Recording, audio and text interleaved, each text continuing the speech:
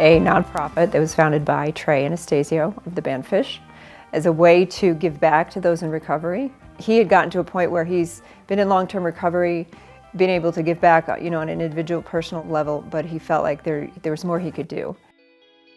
This building in particular kind of fell into our lap off of an ad that I saw, and this is how we ended up here. It's the greatest place, the perfect location. The building is exactly what we were looking for. Now it has 24 guest rooms. Each one has its own bathroom. We've got great group room space. We've got a full commercial kitchen and a full dining room, and the group space that we have just worked perfectly for what we were looking for. And it's a peaceful, quiet, beautiful spot overlooking, looking right at Okemo Mountain.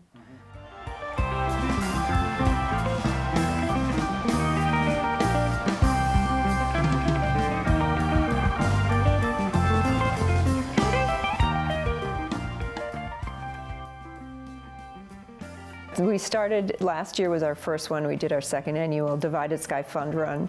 The way that I first started to plan it was I connected with the Antelope Running Club on Facebook. So Antelope Running Club is a Phish-based running club, and what they do is they go to shows and they'll organize a run in that area, a 5K run. It's not a competitive group. It's really just for Phish fans who like to run and support each other, which is exactly what we needed. And they spread the word. They get a lot of people nationwide who come here for the run, and it's a great way for people to reconnect. They may not have seen each other for a while, but there's a pretty big fan base who are in recovery, and that's a bond that carries from not only the music piece, but from the athletic piece and people who are running their first 5K this year. So last year, it was a small basis. We wanted to keep it simple and make sure that it wasn't too crazy. We had a great time. It was a lot of fun. The weather last year was absolutely perfect. Trey showed up himself, which nobody knew about, so that was a lot of fun to see people crossing the finish line, and he was handing out medals. This year we expanded a bit. I got to see what worked and what didn't work and what people were receptive to, and I always ask them, what were the things that you felt worked for you? And there was a lot of the mindfulness stuff, but we're going to be taking it a step further. So our mindfulness practices are going to include training people themselves to work through triggers and cravings as they come up, instead of avoiding them all the time and trying to make sure that, just act as though they don't occur. We're going to encourage people to work through them.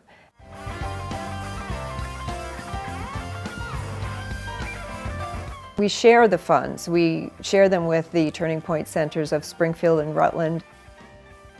Because everybody that struggles with addiction is another human being, and they are worth something.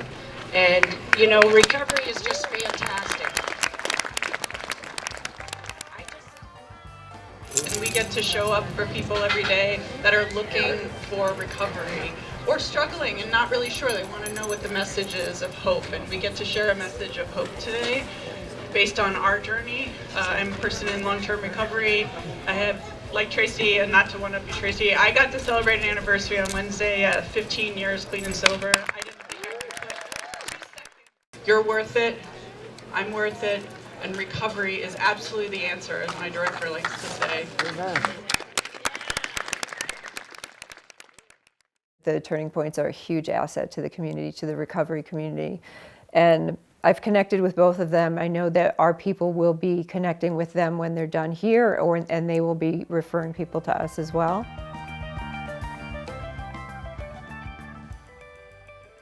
We're also going to be doing a lot of emotional sobriety stuff, which is, I follow Dr. Alan Berger, who does, he's a psychotherapist who's also 50 years in recovery, and he's written some books on emotional sobriety, expanding on the 12 steps and Bill Wilson, and really taking it to a great level where we are required and held accountable for our thoughts and our behaviors, and the way that we react to things isn't about other people, and not taking things personally, and the way that can be incorporated can really make someone's recovery be rock solid, and that's our goal before people leave.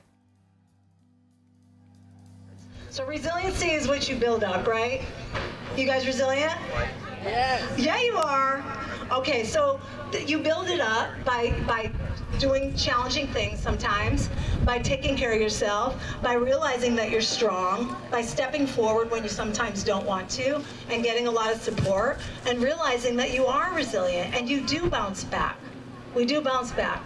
So I know that COVID has been like a challenging thing for a lot of people. I'm not going to talk too much about it, but Toby is actually a friend of mine. So she is a yoga instructor out of Glens Falls. She was my yoga instructor many, many years ago. As we connected, I really didn't realize early on that she was in recovery, and that has kind of been, oh, okay, you're in recovery too. That's, that's a great thing. And she's been working on becoming a motivational speaker, and I just know her as a person, and she's got a great story, incredible background, and she wants to give back, and she definitely is doing her best to do that. Let's make a commitment to ourselves that we're going to get out there and be the best that we can ever be. Are you ready? One day at a time. And be the leaders that I know you are. Be the leader through example.